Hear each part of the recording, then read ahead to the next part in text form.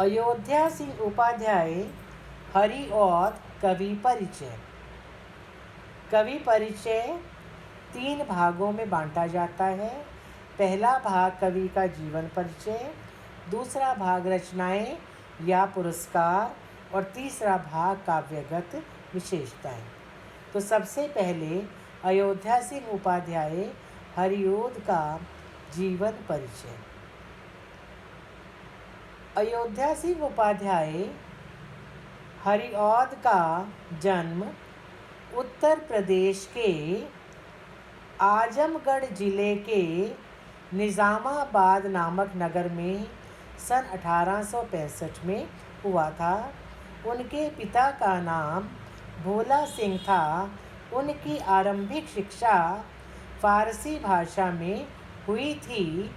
उन्होंने मिडिल परीक्षा उत्तीर्ण करने के बाद स्वयं ही उर्दू, संस्कृत व हिंदी भाषाओं का गहन अध्ययन किया था। घर की स्थिति ठीक न होने के कारण शीघ्र ही नौकरी करनी पड़ी। आरंभ में उन्होंने अध्यापन कार्य किया। उसके पश्चात कानूनगो के पद पर नियुक्त हुए। सरकारी नौकरी से पेंशन ग्रहण करने पर वे हिंदू विश्वविद्यालय में अवैतनिक यानी बिना वेतन के प्राध्यापक नियुक्त हुए। अनेक वर्षों तक वे साहित्य साधना में लीन रहे। सन 1947 में उनका निधन हो गया। नेक्स्ट हेडिंग बनाएं रचनाएं। काव्य में वैदेही वनवास, प्रिय प्रवास, चोखे चौपदे, चुभते चौपदे, पद्य प्रसून, प्रेम प्रपंच, रस कलश, रसिक रहस्य, काव्योपवन, ऋतु मुकुट, पद्य प्रमोद, प्रेम पुष्पहार, उद्बोधन आदि। उपन्यास प्रेम कांता, अधखिला फूल, ठेठ हिंदी का ठाठ, वेनिस का बांका, आलोचना ग्रंथ कबीर वचनावली, हिंदी भाषा और साहित्य का इतिहास। विद्यार्थी रचनाएं हेडिंग बनाकर सभी रचनाओं को मिश्रित रूप से भी लिख सकते हैं। अलग अलग लिखने के लिए आपको जो हेडिंग बनाया है, मान लीजिए काव्य का है तो उसमें केवल काव्य पुस्तकों का उल्लेख करना है। उपन्यास का है तो केवल उपन्यास की बात करनी है। आलोचना है तो उसमें आलोचना ग्रंथ की बात करनी है। लेकिन अगर काव्य रचनाएं बनाकर उसके अंदर सब हेडिंग नहीं बनाते तो रचनाओं का मिला जुला रूप भी लिख सकते हैं। नेक्स्ट हेडिंग बनाएं काव्यगत विशेषताएं। काव्यगत विशेषताएं थोड़ा मोटा लिखकर अंडरलाइन करें।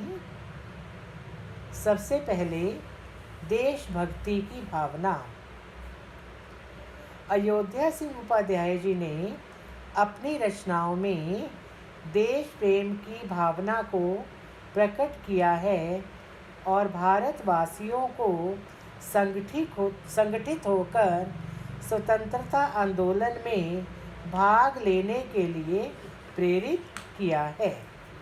उन्होंने पराधीनता को सबसे बड़ा अभिशाप बताया है और स्वतंत्रता प्राप्ति के लिए आत्मोत्सर्ग की प्रेरणा दी है। नेक्स्ट लिखिए भारत के अतीत का गौरवगान। अयोध्या सिंह उपाध्याय जी ने अपनी काव्य रचनाओं में भारत के स्वर्णिम अतीत का गौरवगान किया है। उनका लक्ष्य भारतवासियों का मनोबल बढ़ाना रहा है। इसके लिए उन्होंने श्री राम और श्री कृष्ण से जुड़े प्रसंगों को आधार बनाकर काव्य की रचना की है। नेक्स्ट है सामान्य मानव को महत्व। हरिओद जी ने अपने काव्य में सामान्य मानव को महत्व प्रदान किया है। उन्होंने मानव मात्र के सुख दुख और परिस्थितियों का स्वाभाविक वर्णन किया है। इसके साथ साथ कवि ने नीतिपरक एवं उपदेश प्रधान कविताओं की भी रचना की है। नेक्स्ट है प्रेम के आदर्श रूप की व्याख्या। हरिऔध जी ने प्रिय प्रवास में प्रेम के उदास रूप को प्रस्तुत किया है। प्रिय प्रवास की राधा कृष्ण की कांति के दर्शन करके संपूर्ण विश्व में विश्व प्रेमिका एवं विश्व सेविका बन जाती है। प्रिय प्रवास में ही कवि ने राधा की विरह की अनेक अवस्थाओं का चित्रण किया है। वात्सल्य भाव। प्रिय प्रवास में ही वात्सल्य भाव के विरह पक्ष का मार्मिक वर्णन मिलता है। कवि ने विभिन्न उदाहरणों के माध्यम से विरह की मार्मिक व्याख्या की है। प्रकृति। नेक्स्ट हेडिंग प्रकृति चित्रण। हरिऔध जी की रचनाओं में प्रकृति चित्रण के अनेक मनोहारी स्थल है। कहीं कहीं कवि ने स्वतंत्र रूप से ही प्रकृति का वर्णन किया है। उन्होंने प्रकृति वर्णन में यथार्थता का परिचय दिया है। अनेक उदाहरण ऐसे मिल जाते हैं जहाँ पर प्रकृति का चित्रण मिला हो। भाषा शैली। अयोध्या सिंह उपाध्याय हरिऔध ने ब्रज भाषा में आरम्भ में काव्य रचना की, किंतु बाद में खड़ी बोली को हिंदी की कविताओं का माध्यम बनाया। उन्होंने संस्कृत की समास प्रधान शैली का सफल प्रयोग किया। सरलता, सरसता, मार्मिकता उनकी काव्य भाषा की प्रमुख विशेषताएं हैं। लोक प्रचलित मुहावरों और लोकोक्तियों का सार्थक प्रयोग करके भाषा में रोचकता एवं सजीवता उत्पन्न की है।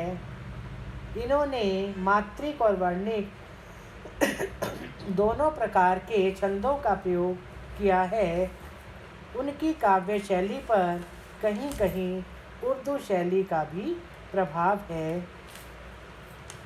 निष्कर्ष रूप से हम कह सकते हैं कि इन्होंने अपने काव्य में सर्वत्र देश हित और समाज कल्याण की भावना को सर्वोपरि रखा है।